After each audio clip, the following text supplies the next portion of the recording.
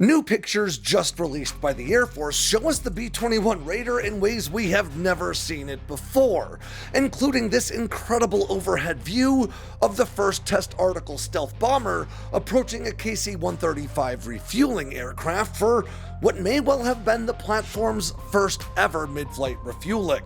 We also got to see the Raider from another angle, this time from the side as it approached that tanker's refueling boom. But this new picture of the Raider from above, in particular, gives us an incredible view of the Raider's unusual windscreen layout, which includes two large windows up front that are oriented more upward than forward, and smaller but equally unusual looking angular windows on either side.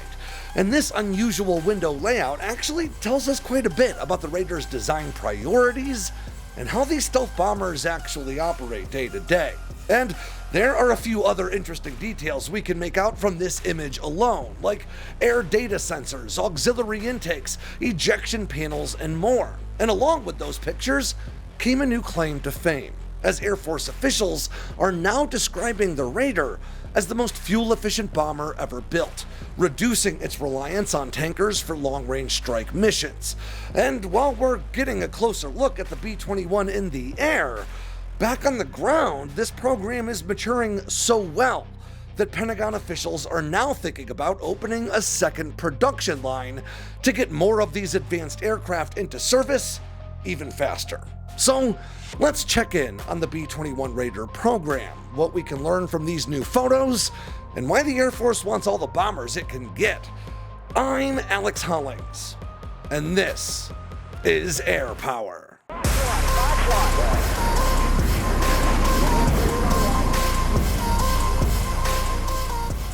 Hey, wait, don't hit skip. This is sort of an ad, but it's an ad for us, so bear with me for a minute. I just want to remind you that hitting subscribe down below actually has a huge impact on our end, so if you're willing to do it, it would mean a ton to me. But even more importantly, I want to remind you to go download our entirely free Sandboxx News app that is available right now on iOS and is coming soon for Android devices. Our app has all of our long and short form video content, as well as incredible written analysis from our team of veterans, former special operators, former intelligence agents, award-winning journalists, and more. I have been keeping up with all the feedback you guys have been giving us in the comments, and we are already working on developing some new features, like converting the reference library that I use in my research into something that you can access right through the app, and a whole lot more. So keep that feedback coming. I really appreciate it. Now, again, there is no cost to using this app. We just wanted to consolidate all of our work into one easily accessible place, and that place is the Sandboxx News app. So go get it and then come back and let me know what you think. But now I'll go back under my desk for whatever reason. In 1997, the B-2 Spirit entered service as the world's first and only stealth bomber, combining incredibly complex design geometries to limit detection and targeting against a wide array of radar frequencies, advanced radar-absorbent coatings meant to soak up inbound radar waves rather than allowing them to deflect back toward a receiver, and a wildly capable fly-by-wire flight control system that balanced pilot input against environmental conditions and, of course, the jet's inherently unstable design to keep it flying in the direction that it's supposed to.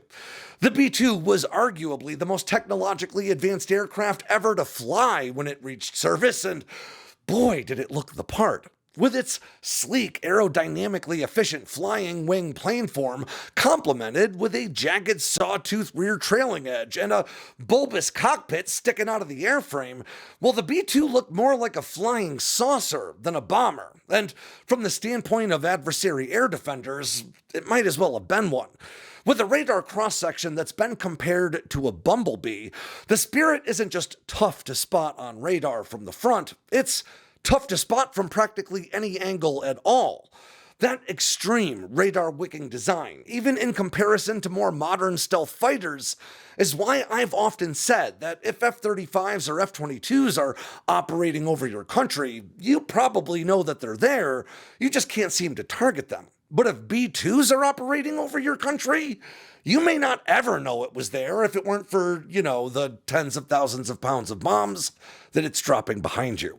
But as advanced and futuristic as the B-2 truly was in 1997, it was still a product of its time. The avionics suite in the B-2, as a perfect example, was powered by 13 separate EMP-hardened, mill-standard 1750A computers, which were 1980s-era 16-bit systems with just a fraction of the computing power that you'd find in a modern smartphone.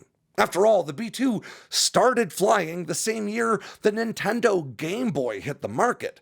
Since then, the B-2 has, of course, seen a long slew of updates and upgrades, dragging this masterpiece of 1980s engineering all the way into the 21st century. But by the early 2000s, the Air Force was already well aware that continuing to upgrade its small fleet of just 19 stealth bombers was already beginning to stretch the limits of any really reasonable cost-benefit analysis. Despite still being among the stealthiest aircraft in the sky, the dated hardware inside the bomber, its high maintenance costs, and its limited availability all pointed to one solution. America needed a new stealth bomber.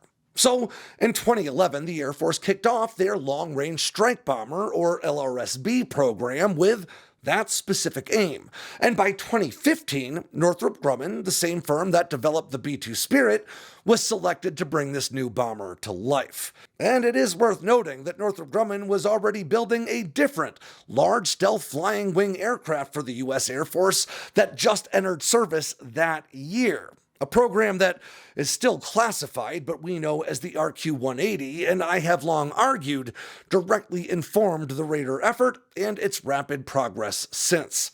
Now, since 2015, the B-21 Raider program has served as something of a clinic in how advanced stealth programs can be run, with the effort not just progressing on time and on budget, but the cost per bomber actually dropping over time rather than going up, at least when you take inflation into account. Now today, the Air Force intends to buy at least 100 of these new bombers, replacing not just the entire B-2 fleet, but also America's aging fleet of supersonic B-1B Lancer bombers as well. The first test article B-21 Raider took flight in November of 2023, but it was really a lot more than a prototype. With a great deal of B-21 testing already completed in digital environments, the first Raiders built actually already carried most of the mission system hardware that would be necessary to fly in combat. And the Air Force has already been clear that these first bombers rolling off the production line will indeed become operational platforms, very likely as soon as next year. Now, the Raider program has gone so well, in fact, that earlier this year, the Air Force awarded Northrop Grumman $4.5 billion just to expand Raider production, increasing the pace of deliveries by as much as 25%, while the commander of U.S. Strategic Command, or STRATCOM, Admiral Richard Correll, recommended to the House Armed Services Committee that the bomber contract be increased to at least 145 aircraft, and then going so far as to suggest standing up a second production line. I actually had the chance to discuss the B-21 program's rapid progress and apparent success with the ranking member of the House Armed Services Committee, Representative Adam Smith, just a few days ago. Here's what he had to say. What lessons do you see from the way the B-21 Raider program has sort of been executed that we can take from that and try to implement in programs like the F-47 or other sort of big budget programs? I'm smiling because I forget who it was, but someone I was with this past week when I was down visiting the Army, and others said, maybe we had to have the F-35 so that we could learn what not to do and then do it right going forward. Now, I offered the theory that we probably could have learned that lesson for somewhere less than $1 trillion. But I take the point, and the lesson was build in competition and build in flexibility. And the B-21 has successfully done that. And there's another big part of this though, and that gets back to the culture question. I mean, I could talk through all of this. Don't do vendor lock. Don't allow a company to basically get a contract and then bilk you on the sustainment costs forever. and all of that. But really, a lot of it comes down to just sort of building the right culture within the procurement office. And this was a big part of our acquisition reform last year. For one thing, we shrunk the layers from like 10 down to 3 so that you didn't have so much, constant, revising and going through it. And then just build in competition. Make sure that you don't give out contracts that allow a company to have a chokehold over you for an extended period of time. So if it isn't working, you can get other options. But then, and I do want to, several points here. Sorry, every question you ask, by the way, I could give you a 20-minute answer to because they're really important, and I don't want to do that. But this is where the contractor community piece comes in. And another thing I learned at Saronic. So when we shrunk back in the 90s, the famous Last Supper where, I forget which Secretary of Defense, basically I think it was Perry, told him, hey, it's over, guys, you're going to shrink. And then we wound up with like 5 defense contractors or 6 major ones. And they all learned a lesson throughout that process. And that was basically game the requirement system, get the contract, and then bilk them for 20 years. All right. And that was just the way it's built. And the epitome of this was the United Launch Alliance. And God bless Lockheed and Boeing for being able to convince the Defense Department that competition didn't work in space launch. You must give us a monopoly. But then along came Elon Musk and Blue Origin and a bunch of others who showed that competition does work. And so now we're building a different model. We built a culture now that said, no, that's on us. We're going to go spend the money and fix it. You've got, Shield AI built their own collaborative combat aircraft without a contract. SpaceX built those rockets without a contract. So you now have created a culture where, no, it's not a matter of how do you figure out how to bilk the the taxpayer. You want to produce a product. Now that we've changed that culture, you're seeing not just the small innovative companies like, Saronic and Palantir back in the day and Anduril, and gosh, there's a whole bunch of others innovating. You're seeing the large firms innovating. It's large firms that are doing the B-21.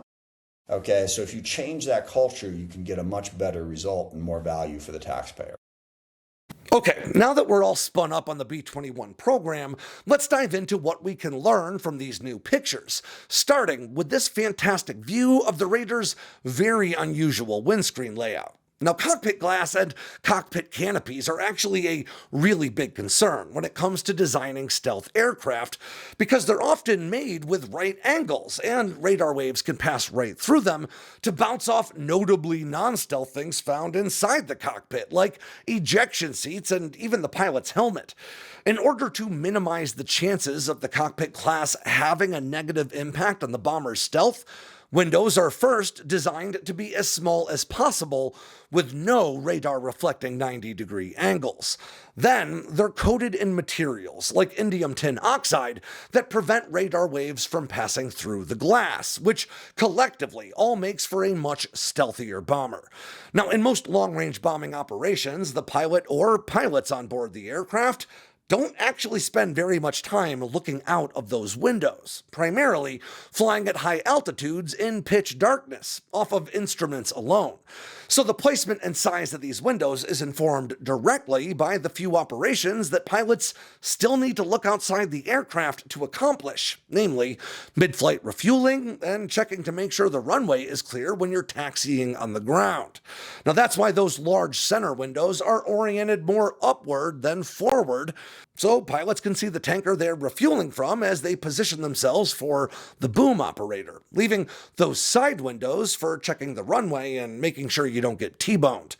Now, above those windows, on the center of the bomber's fuselage, we can see cutouts, commonly called ejection egress panels, for the two-person crew's ejection seats. And I say crew rather than pilots intentionally, because there's still some debate about whether the B-21 will enter service with 2 pilots on board, like the B-2 Spirit, or instead with a single pilot and a weapons systems officer to manage the aircraft's wide array of onboard sensors and weapon systems.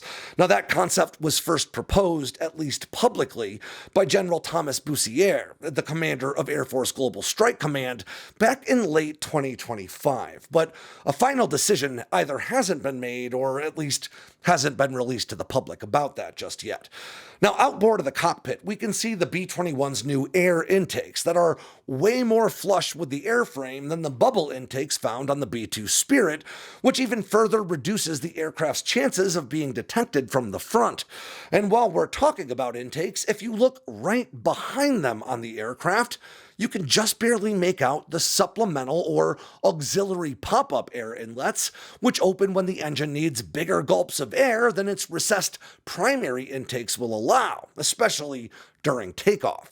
Now, once the jet is airborne, those panels seal shut again, leaving practically no gap behind to compromise the jet's stealth. Now, in front of the cockpit windows, you can also see air data sensor ports that, as famed aviation journalist David Cincinnati pointed out for The Aviationist this week, look pretty reminiscent of the same ports on the B-2. Now, these sensors help to determine the bomber's airspeed, its altitude, its vertical speed, and other things that are all very important for maintaining control. Now, in the release that accompanied these photos, I think it is very worth noting that the Air Force described the B-21 as, quote, the most fuel-efficient bomber ever built, before going on to claim that it consumes, again, quote, only a fraction of the fuel of legacy bombers. I'll quote Air Force Chief of Staff General Ken Wilsbach now, quote, the B-21's fuel efficiency is one of the core components of its lethality. This long-range strike bomber will reduce the demand on our tanker fleet and free up assets to support the joint force. This will provide a wider range of employment options and the deterrence our nation requires. Now, that fuel efficiency can certainly be credited, at least to some extent, to the aircraft's extremely streamlined and aerodynamically efficient design that prioritizes high-altitude flight. But there's also a pretty good chance that this bomber is powered by half the engines of its own predecessor in the B-2. But I want to be clear that we don't know how many engines the B-21 carries or exactly what kind of engines they are, so the next few minutes will involve a little bit of speculation. If the Raider really does carry just 2 engines, well, that might not be as big a deal as people tend to think, because the latest generation turbofan engines in American service today are, well, just way more powerful and way more fuel efficient than the engines found in aircraft like the B-2. The Spirit is powered by 4 GE F-118 non-afterburning turbofan engines that were designed in the 80s, each of which produces a maximum of around 17,300 pounds of thrust for a combined total of about 69,200 pounds of thrust at a combined engine weight of 12,800 pounds.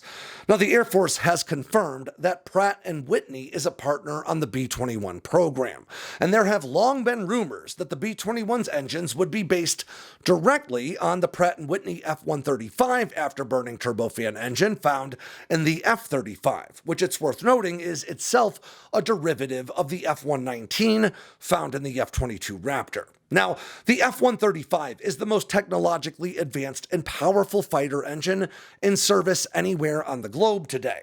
Of course, fighter engines are designed with very different goals than bomber engines, so this new power plant would certainly diverge from the F-135 that we know today. But starting with such an incredibly powerful and proven basis would be a lot cheaper than starting from scratch. And there's also other evidence to suggest that the Raider is powered by an F-135 derivative. All the way back in 2016, the head of the F-35 program at the time, General Chris Bogdan, connected some of these dots, and I'll quote him now. Quote, there are some things we learned from the F-135 engine that will greatly benefit the long-range strike airplane, meaning the B-21. At the same time, I think Pratt & Whitney ought to be looking to drive the cost of the F-135 engine down, and I would be expecting them to. Now, with the afterburners removed, just a pair of F-135 engines would produce a combined 56,000 pounds of thrust. That's only about 19% less than the B-2 pulls from all 4 engines, and they would weigh just about the same or maybe even less, all while cutting procurement and maintenance requirements literally in half. And of course, an F-135 variant specifically built for stealth bomber applications would all but certainly take on design changes meant to further improve efficiency. particularly by doing something like increasing the engine's bypass ratio. This is, to some extent, how the B-2 got its own engines, after all, with those F-118s that have a bypass ratio of roughly 1.3 to 1, derived directly from GE's F-110 fighter engine that had a bypass ratio of 0.76 to 1. And if you're not sure what all this means, don't worry, we will be coming back to it in just a second. Considering the B-21 is a smaller aircraft than the B-2 and will likewise carry a smaller payload, a 19% reduction in maximum thrust in exchange for being able to operate 2 engines instead of 4 will probably be well worth it. But that's not the only possibility. Pratt has also previously proposed developing what they call the PW9000, a non-afterburning turbofan engine developed around the PW1000G commercial aircraft engine core, mated with a direct drive fan with a claimed 4-to-1 bypass ratio. Now, the bypass ratio of a turbofan is just a measure of how much air is shoved through the engine core versus how much air passes around it. In very general terms, a lower bypass ratio engine, like those found in fighters, prioritizes thrust over efficiency and are optimized for supersonic flight. The F-135 that's in the F-35, for instance, has a bypass ratio of around 0.57 to 1, meaning for every 1 unit of air going into the engine core to be mixed with fuel and ignited, just 0.57 units of air bypass the core and flow out the back. On the opposite end of that spectrum, GE's new GE9X commercial turbofan engine, which is equipping the new Boeing 777X, has a bypass ratio of 10 to 1, meaning for every unit of air that passes through the engine core, 10 units pass around it. And that brings us back around to the possibility of using Pratt's proposed PW9000 engine, designed to offer bombers a combination of performance and efficiency with a bypass ratio of 4 to 1. In either case, it does seem increasingly likely that the B-21 will indeed be powered by just 2 engines, which would truly only be possible because the US leads the world in advanced turbofan technologies. And just to give you a very broad idea of how big a deal that is when it comes to procurement cost alone, each F-135 engine rings in at around $20 million, while many commercial engines can cost upwards of $30 million apiece. So assuming a $20 million engine price point, switching to a 2-engine design instead of 4 would save a total of $4 billion over a 100-bomber production run. I mean, that's enough to buy 40 extra F-35s with your savings. Now, there are currently 2 B-21 Raiders in active flight testing, with low-rate initial production already underway and the expectation that the first Raiders will enter service as soon as next year. So you better believe we will be talking about this bomber again in the not-too-distant future. But with that, ends this edition of Air Power from Sandboxx News. I'm Alex Hollings. Make sure you swing by sandboxnews.com, or even better, download our new entirely free Sandboxx News app to stay on top of all the latest in news, entertainment, and, of course, merch from all around the military. If you got anything out of today's video, make sure to click like and subscribe down below, and leave me a comment so I know what I should cover next. And of course, don't forget to tap on that bell icon so you never miss a drop from Sandboxx News.